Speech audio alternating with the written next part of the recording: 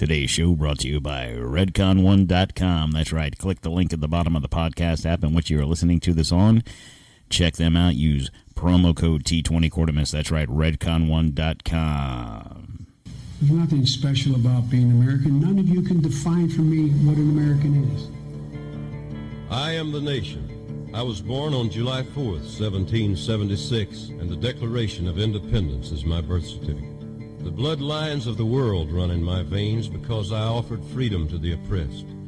I am many things and many people. I am the nation. I am 200 million living souls and the ghost of millions who have lived and died for me. I am Nathan Hale and Paul Revere. I stood at Lexington and fired the shot heard round the world. I'm Washington, Jefferson, Patrick Henry. I'm John Paul Jones, the Green Mountain Boys, and Davy Crockett. I'm Lee.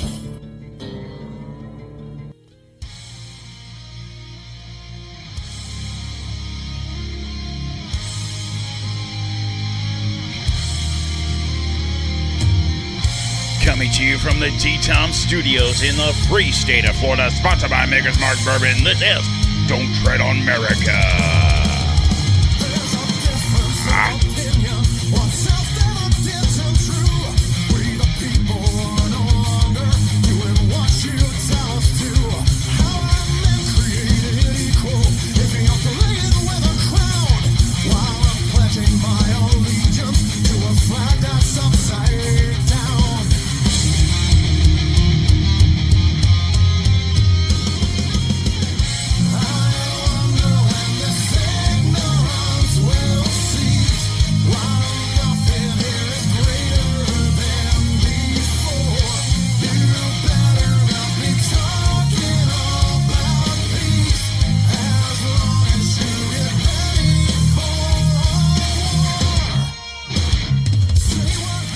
Alrighty, everybody. How's everyone doing out there today? It is Monday, November 3rd.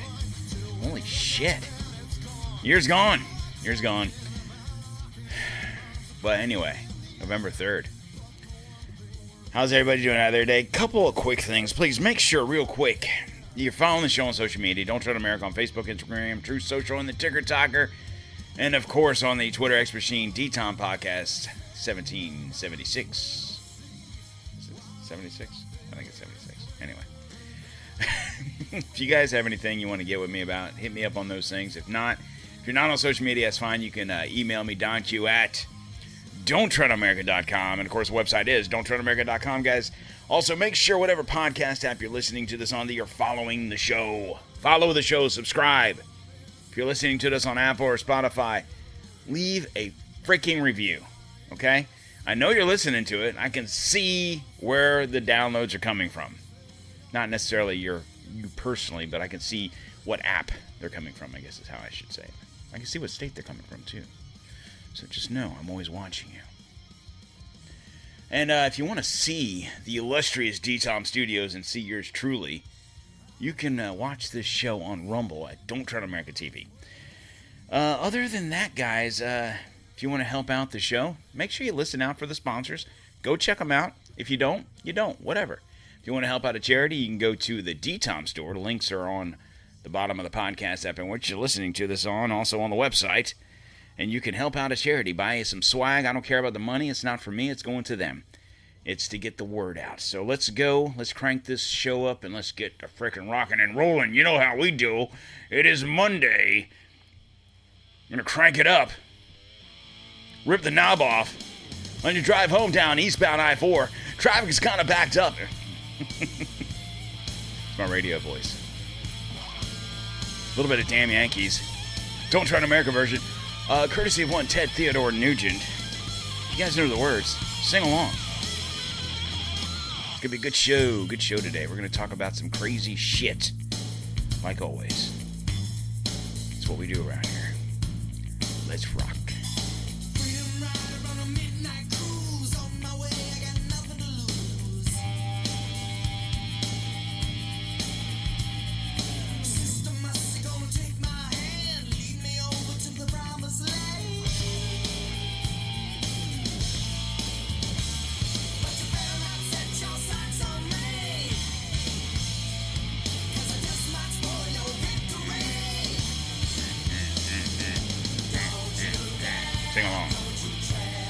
Merica. Come on. Merica. All right. Rock and rolling. Let's go.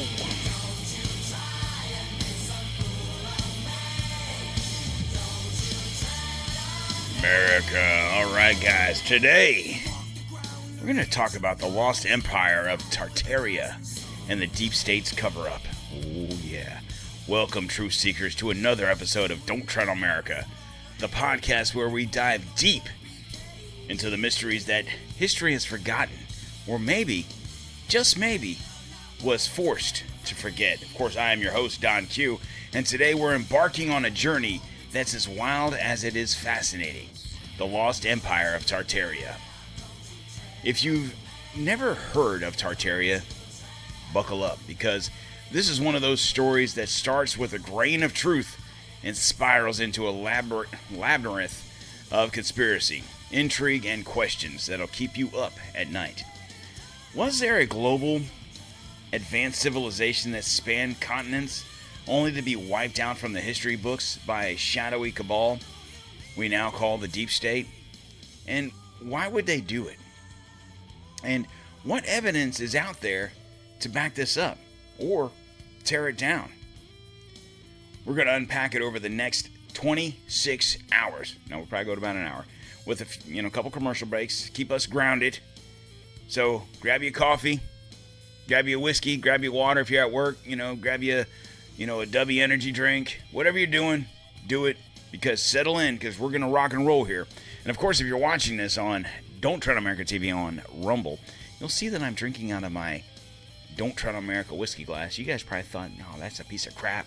He's already broke that. No, I just haven't been using it because it's a little bit smaller than the one I usually use. My other one's usually about that big, but it's still good.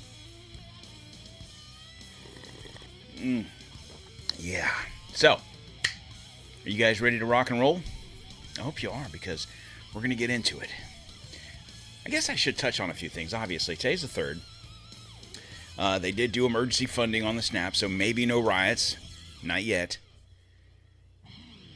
But, anyway. I guess that's a show for another day. We'll talk later in the week about that kind of stuff. But let's get into the Tartarian Lost Empire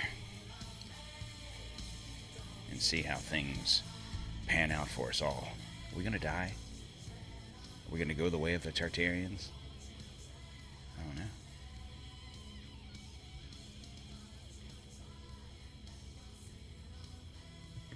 I had to find the right music for this. Tartarian frequencies on the DTOM show. So, what is Tartaria? I get freaking notifications like in the middle of reading. The historical seed and the conspiracy bloom. Let's begin with the basics. If you look at old maps, say from the 16th to the 18th centuries, you'll see the word Tartari, or Tartaria, scrolled across massive swaths of Asia from Siberia to Mongolia, sometimes stretching into Eastern Europe or even parts of North America.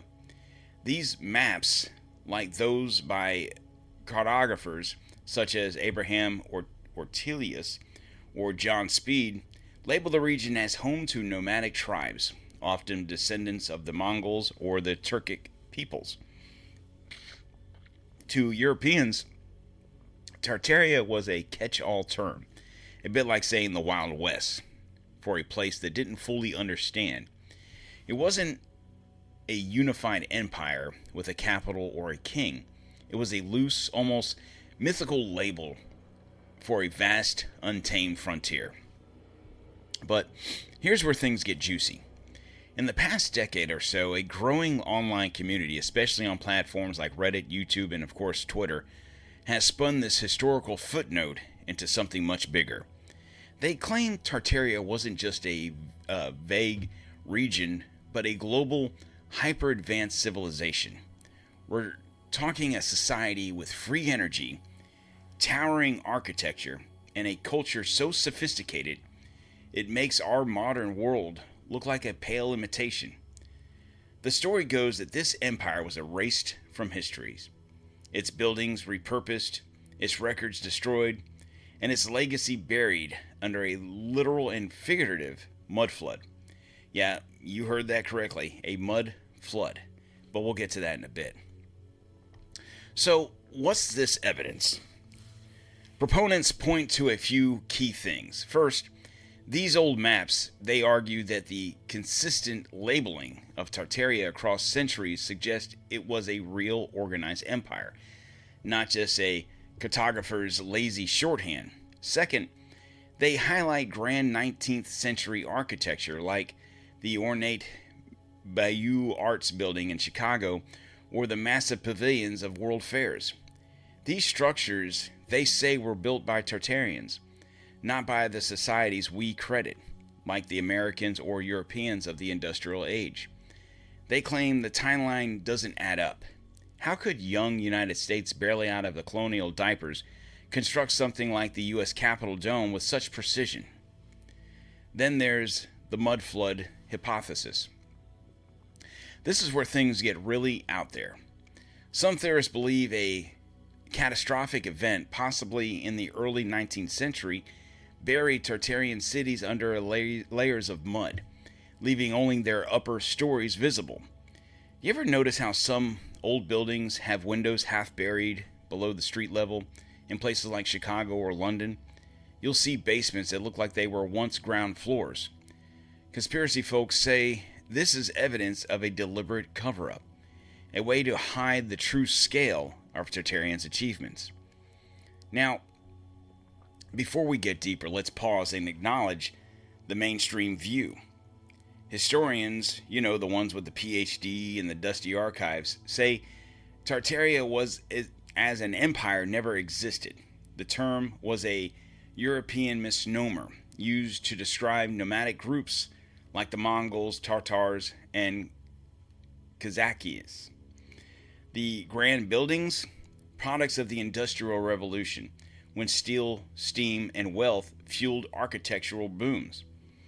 The mud flood, just urban development. Cities raised their street levels to combat flooding or sewage issues. But mainstream history doesn't satisfy everyone, and that's where the deep state comes in. Why would a shadowy elite want to erase Tartaria? Hold that thought. We'll get there after our first break. All right.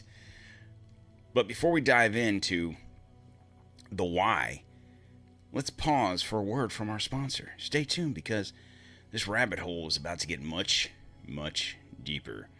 Oh my.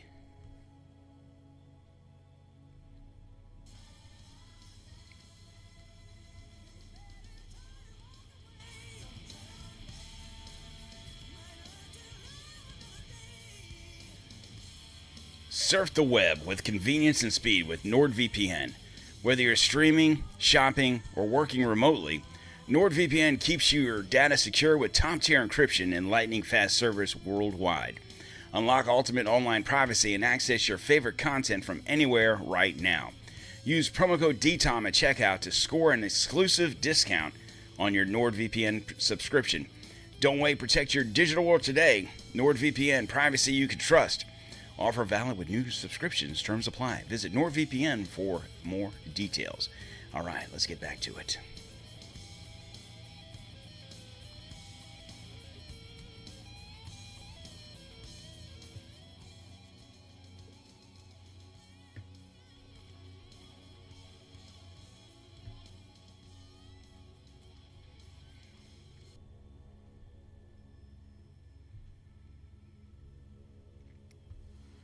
Alright guys, welcome back. We've set the stage. Tartaria, a supposed lost empire, allegedly built wonders we can't explain and was then wiped from history. But why? This is where the deep state enters the picture. Now, I know deep state is a loaded term. It conjures images of shadowy cabals, secret meetings, and power-hungry elites.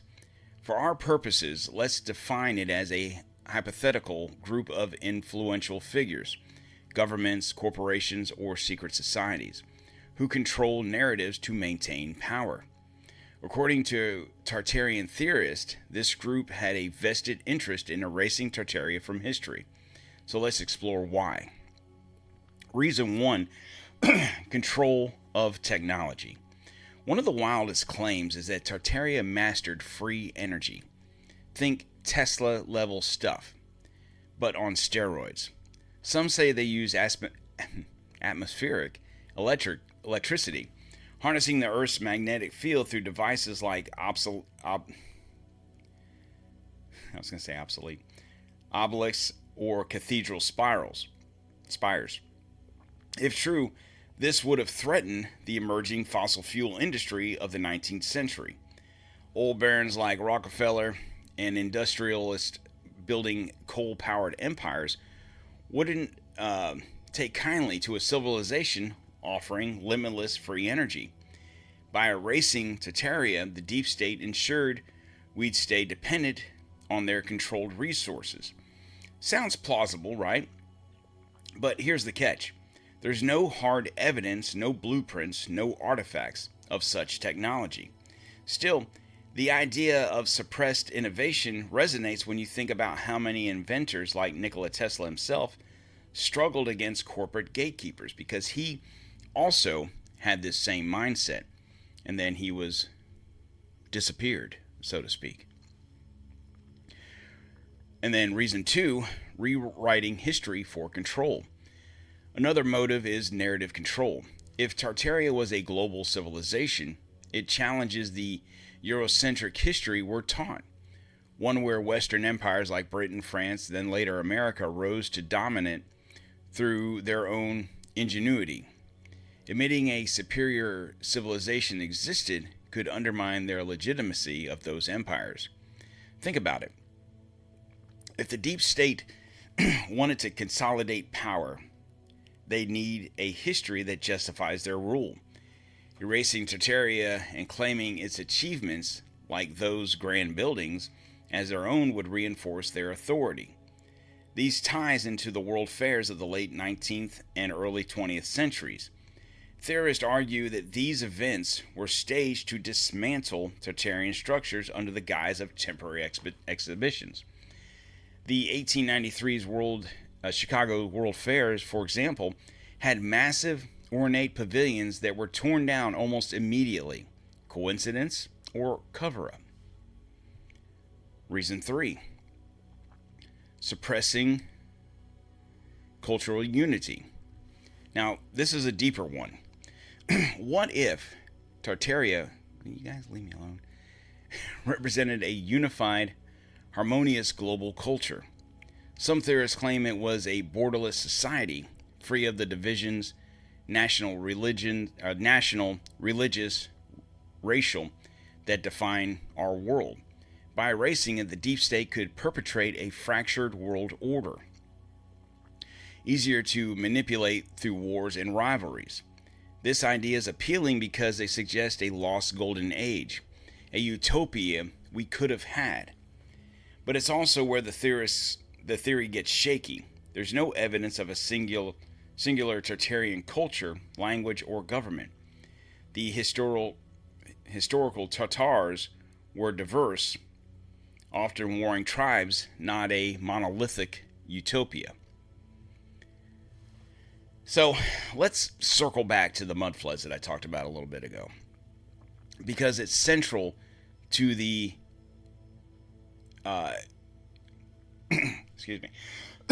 erasure narrative. The theory goes that the global deluge, possibly engineered, buried Tartarian cities, leaving only their upper levels. Proponents point to photos of 19th century cities where workers were digging out streets, revealing buried windows or doorways.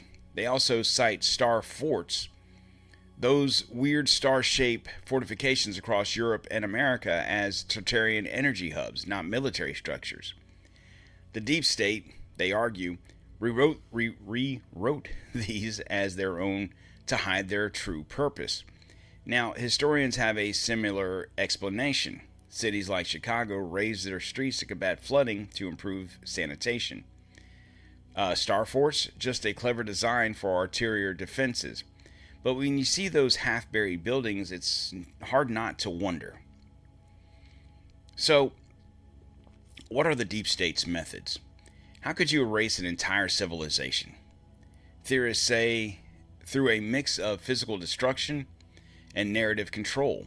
World fairs, as I mentioned, were allegedly used to demolish Tartarian architecture. Historical records were rewritten or burned. Think of the Library of Alexandria vibes, but on a global scale. Education systems were standardized to teach a sanitized version of history. Even the push for modern. God damn it, I can't talk today. A push for making things modern. Railroads, telegraphs, industrialization could have been a way to overwrite Tartarian's legacy with a new controlled narrative. Some even claim the 1812 Moscow fire or the 1906 San Francisco earthquake were orchestrated to destroy Tartarian remnants. Far-fetched, maybe, but history's full of convenient disasters. So, why this could be an overreach? This is the counterpoint. Now, we'll pump the brakes a little bit here. The deep state narrative assumes a level of coordination that's hard to swallow. Erasing a global civilization would require thousands of people across continents, languages, and governments working in lockstep for centuries. And for what? To hide free energy? To maintain control? The logistics are mind-boggling. Plus, the evidence is very thin. No Tartarian texts, no artifacts, no consistent oral traditions. The mainstream explanation that Tartaria was just a vague term and the buildings were products of known societies fits the data better. Still, the conspiracy persists because it taps into there's something in my throat. Taps into the real distrust of authority. When you see how history's been shaped by victors, it's not a huge leap to wonder what's been left out. And something that we've said on this show since we started doing it, that as I've, when Chris was on the show and me moving forward, have consistently done research, whether we're talking about old stuff like this or even Revolutionary Wars, just the things that we think we know about. And you come to find that there was an ulterior motive to these situations. None of us know. I can get on here and say whatever the hell I want. You guys can believe me. You can not believe me. You can, maybe I'll open your eyes a little bit. Maybe you'll think a little bit. Maybe you'll do a little bit of your own research. But the constant fact of everything, of every war that we've been taught, of every civilization that we've been taught, we're literally getting one side of the story. And it brings me back to, I'm still stuck on this, World War II. On paper, there's no way that the Allies should have won that war. There's no way. We can sit here and say American ingenuity. We can say American grit and determination. We can say all those things. And I'm not going to, it's hard for me to make that argument because I am straight up American. But you have to wonder. You have to wonder. I'm not saying I'm right, but I'm also not saying I'm wrong, but you have to wonder. What if? What if there was something else here? What if this is all about lies? To control the narrative, to keep us divided by, in whatever country you live in, by race, by religion, by gender, by authoritarianism. And this country says they're better than that country, and we like this country, but we don't like that country, and we like these people, but we don't like these people, and we like this religion, but we don't like this religion. It's not just an American, as much as it feels like an American thing, it's not. These same things happen in every country throughout the world, and it expands borders. So we've dug into why the deep state might have wanted Tartaria gone, but there's so much more to unpack. But let's take another break, and when we return, we'll look at the evidence, or lack thereof, and why this theory keeps gaining traction. So please, stay with me, guys.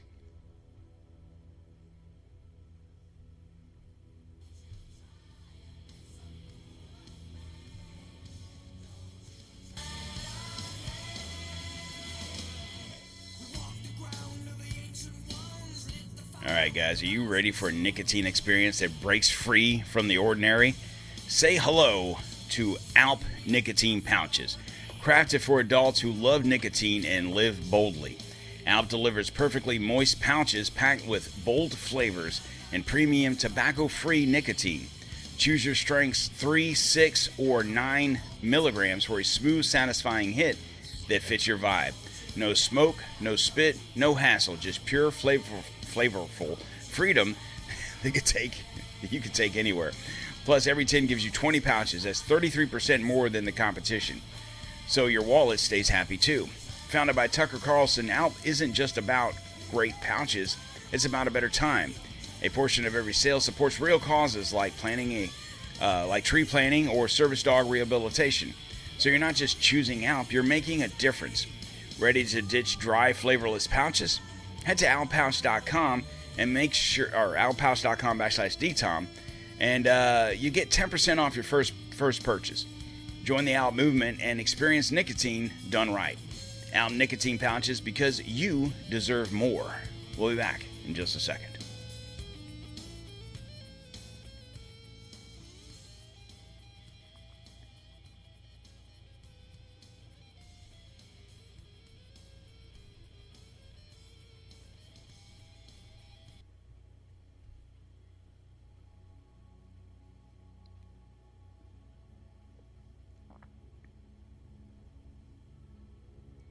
Alright guys, we're back. Diving deeper into the Tartaria mystery. So far we've covered the historical roots, the conspiracy claims, and the deep state's supposed motives. Now let's get to the meat of it. What's the evidence? And why does the idea have such a grip on people's imaginations? The evidence, or lack thereof. So let's start with what Tartaria enthusiasts bring to the table. Old maps are Exhibit A. If you pull up a 1700s map, you'll see Great Tartaria stretching from the Caspian Sea to the Pacific. To conspiracy theorists, this proves a unified empire. But historians say it's just a cartographic shorthand, like claiming the Middle East, the Orient maps from the era were riddled with errors. Sea monsters, anyone? There's no evidence of a centralized Tartarian government, currency, or language. Then there's the architecture. Take the 1893 Chicago World's Fair. Its White City featured massive classical-style buildings that stunned visitors. Theorists argue that these were Tartarian relics, not temporary structures built for the fair. The catch? Records show the buildings were made of plaster and wood, designed to be cheap and disposable. They were demolished because there was a plan. That was the plan, not to hide a lost empire. Still, when you see photos of those grand pavilions, it's easy to see why people question the official story. Then the mudflood evidence is compelling at first glance. Photos of 19th century cities like Seattle or Salt Lake City show streets being excavated, revealing buried windows. But urban historians explain this as a grade raising. Cities lifted street levels to manage flooding or lay infrastructure. It's mundane, not mysterious. As for the star forts, they're cool, but military historians confirm they were built for defense, not energy generation. No one's found its Tartarian power plant, and no one's found, I should say, a Tartarian power plant inside one. But I checked Twitter recently, and Tartarian posts are still popping off. Users share images of ornate buildings like the Paris Opera House, claiming they're Tartarian. Others point to Russian archives, alleging they hold suppressed records.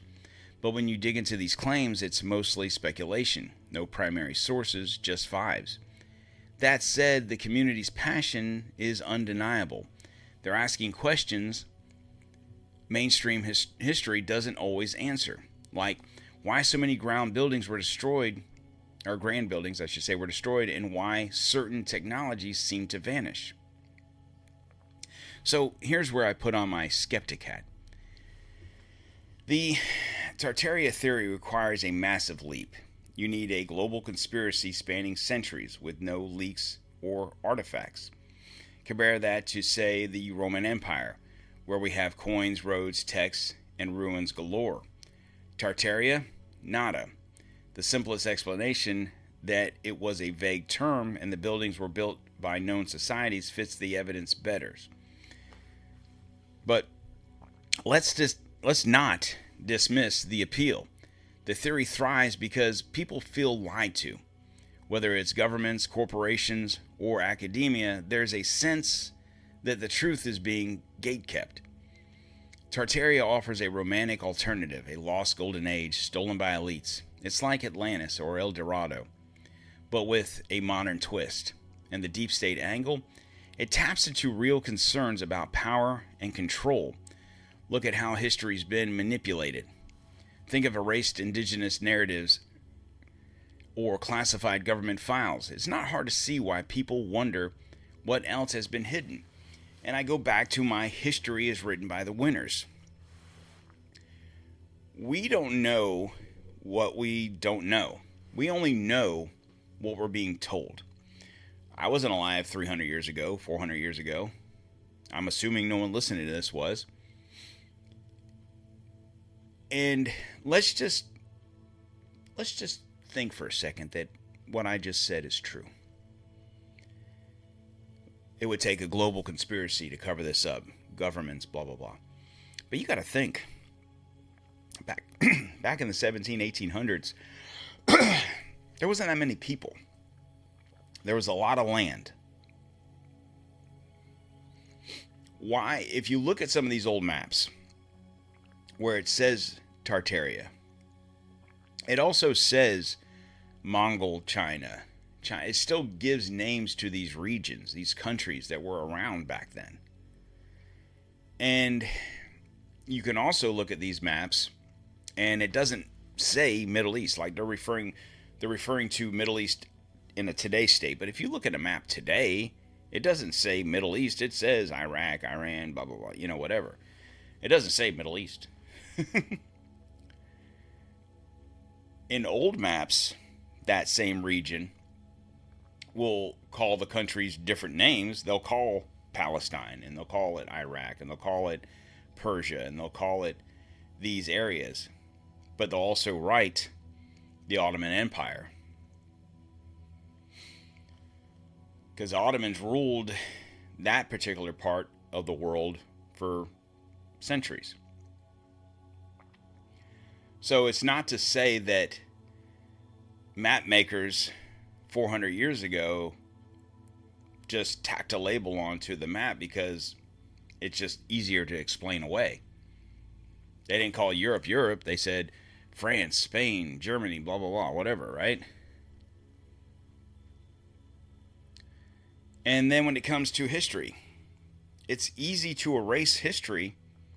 And who's to say that some archaeologist in Russia or China or somewhere out in that area hasn't discovered stuff and was silenced?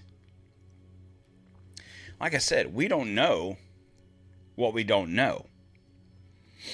Now, I guess the thing as far as the Chicago World's Fair and these things, it would have to be explained then that the Tartarian people reached not only throughout Asia, but into America. But I do ask a lot of questions of old buildings, how these things were built. And we just get explained like, oh, well, they were a lot harder working. Okay, so like the pyramids in Egypt, how were those built? Allegedly these people didn't have construction, cranes and shit like that. And then you could even go back to American structures of the 1700s, right after the Revolutionary War, and they were able to build. If you guys have ever been to Washington, D.C., and you've been to the Capitol, for example, that structure is over 300 years old. Or, I'm sorry, it's not. It's over 230 years old. But they built that thing with precision, and it's still standing perfectly fine today. And it does make you wonder if we as a people, not just Americans, just people in general, were able to build such structures with such precision and such architecture and I don't need art.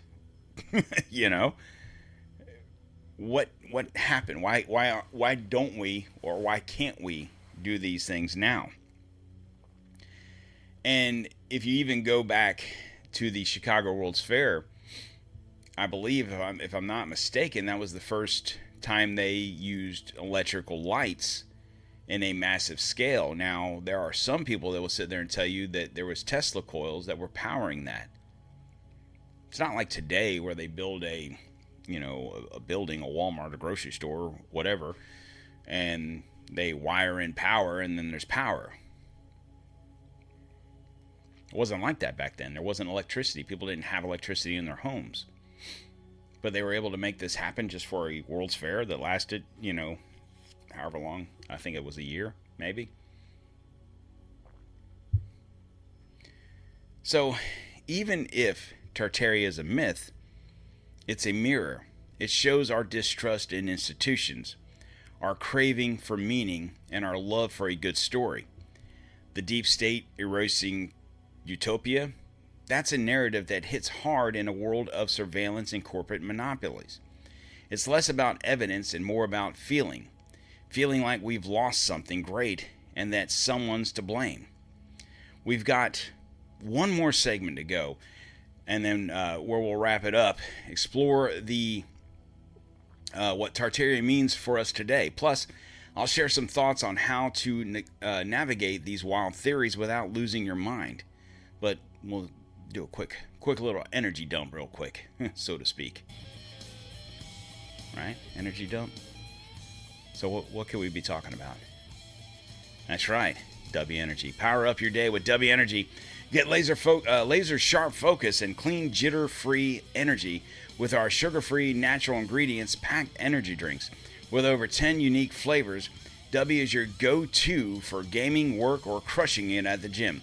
Use promo code DTOM at checkout to score 10% off your order at w.gg. Don't miss out. Grab your tub, mix it up for a better today. W Energy. All right, we'll be right back.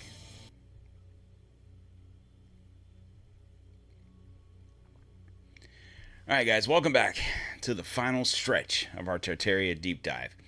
We've covered the history, the conspiracy, the deep state's supposed role, and the evidence, or lack thereof.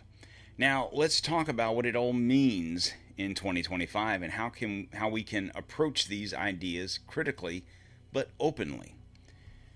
Tartaria in 2025. The Tartaria theory is still alive and kicking, especially online. X-posts show people sharing photos of Tartarian buildings from Moscow's Red Square to New York's Grand Central. Some claim AI tools like Grok are uncovering hidden records.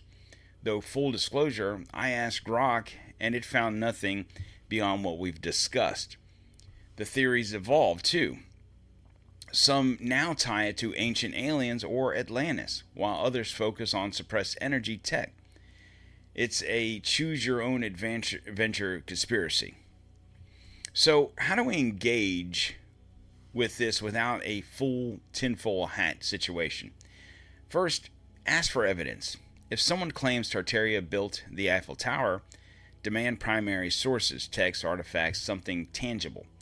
Second, check the mainstream explanation. Historians aren't perfect, but they've got the receipts. Third, embrace the gray area.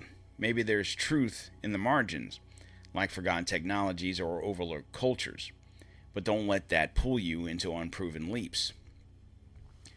Tartaria's allure isn't just about a lost empire, it's about us. Our need to believe in something bigger, our distrust of power, our hope for a better past and future. The deep state angle, it's a stand-in for real frustrations with oblique systems. Whether it's big tech censoring voices or governments hiding files, we've all felt controlled. Tartaria gives that feeling a story, a villain, and a lost hero. So, I'm going to say this. I don't think that Tartaria was a global empire. The evidence just isn't there. But I love the people that are asking questions. History's messy, and the victors also write the story. Maybe Tartaria's a reminder to keep digging, to challenge what we've been told, but also stay grounded. Next time you see a grand old building, snap a photo. Wonder about its story, but maybe don't assume it's a Tartarian power plant. But also, something to dig into past the Tartarian situation is the free energy aspect of this. Tartaria could have been a regional superpower, so to speak. Could have been the Ottoman Empire of its time, right? We've had empires come and go, and come again, and go again. And it's not to say that if that's the case, that they very well could have been a, like I said, a regional superpower, so to speak, with this stuff. And there's very well could have been, obviously, you don't have evidence that this ever existed. Okay. But why is there no evidence? Like, we're just going to sit there and say that this was a nomadic people, this area, this swath of land that now encompasses Russia and China? Because those are very small countries, by the way, if you didn't know that. And we're just going to write it off to that. And it is also, coincidentally, two of the most inaccessible countries by regular people. What I mean by that is, if you were an archaeologist or someone that would be interested in this, you would have to seek permission from those countries to be able to look for it. Do you think that's going to happen? And it is very possible that Nikola Tesla tapped into this part of this with his free energy situation. The Tesla coils and those towers and stuff that powered the World's Fair in Chicago got power from somewhere. They didn't get it from a power plant because, you know what? They didn't exist back then. See, when we think of things from 2, 3, 4, 5, 600 years ago, we think of it in modern thought process. We think of there's no way that could have happened because. But what if someone, whether it was someone in the Tartarian ancestry or even Nikola Tesla himself, who was able to figure out how to gain energy from the atmosphere, harness that energy, and distribute that energy. And if that was true, then yes, people like Rockefeller, the people that ran and probably continue to run the world, not even just this country, but the world, obviously wouldn't want that to be, if you could get free power. I mean, hell, like you can get solar, that's free power. It's not, because I have solar on my house and the electric company charges me for having solar because they don't want me to have free power. Now, granted, my electric bill is pretty low compared to other people, but it's not free, you know? And I feel like if there was a way for them to harness this electricity, they would do so and still charge you for it, right? And it brings me to another thought that just popped into my head is where I live in Florida, the city I live in, the power plant used to have this massive coal-fired plant. They would ship in rail cars of coal, and that's how they powered the plant. Those have gone away, but yet we still have power. Now, some thoughts point to cell towers. Now, think about where you live. If you live, I don't live in a major city. I live between major cities in Florida. But it's a big enough town. It's a city, I guess. You know, it's not Tampa or Orlando, but it's decent. But it's got its own electric company. Okay? So think of where you might live in this country. That you don't live in a major city. You don't live in Houston or Chicago or New York or whatever, Nashville, you know. You live outside of that. And you live in whatever town USA, and the whatever town USA electric company powers you. And maybe 10, 20 years ago, they used coal fire. And you think, you know what? He's right. I don't notice them burning coal. I don't see the smokestacks like we used to see here. Those have gone away. And then we're told it's natural gas, but there's no evidence that that's the case. But bet your ass in every town, city, metropolis, countryside, throughout this country, I don't know that it's like this in other parts of the world, but maybe it is. We have these cell towers everywhere. Now, you ever look at a cell tower and notice all the infrastructure that's involved in a cell tower just to get you a cell service? I don't know. I don't work for the phone company. I don't have that knowledge. Maybe it can be explained to me. Maybe it can. If it can and you know better, fucking email me. Donq at DontTreadonMerica. Maybe you can explain it to me. We can have you on the show. I'm just simply asking a question that if the governments of this country and the world have tapped into this energy source and figured out a way to harness it and then still charge its people without using pollution, without using coal, and without using these things that harm the planet, could that be a possibility? You look at countries like China who still have massive amounts of coal-fired plants. Maybe they haven't obtained that knowledge yet. Maybe I'm just talking out my ass. Just, these are the things that go through my mind when you start thinking about it, because cell service, we've been dealing with cell phones on a regular basis. Like, you've regularly had a cell phone for what? Probably, shit, I've had a regular cell phone for over 20 years that I used on the regular. And I assume most of you all are in the same boat. And I would even assume that most of you guys, like I, don't have a landline, right? Most people don't. But it would explain, oh, that's why they had to have more cell towers, so more people are using cell phones. But I don't know, for the past 10 years, it seems like everyone's got a cell phone. But now there's more and more towers, more and more. Just a question. Just Don and his brain at work. I don't know. Maybe I'm crazy. I haven't even drank that much. I've only had a few sips. Anyway. All right, guys. Let's close it out here. All right, so that's our epic dive into Tartaria. If you love this episode, share it on the Twitter X machine. Leave a review and follow the show on social media at DontTreadonMerica for more. I'll be back later in the week. I don't want to give you a day because my work schedule is kind of fucked up this week.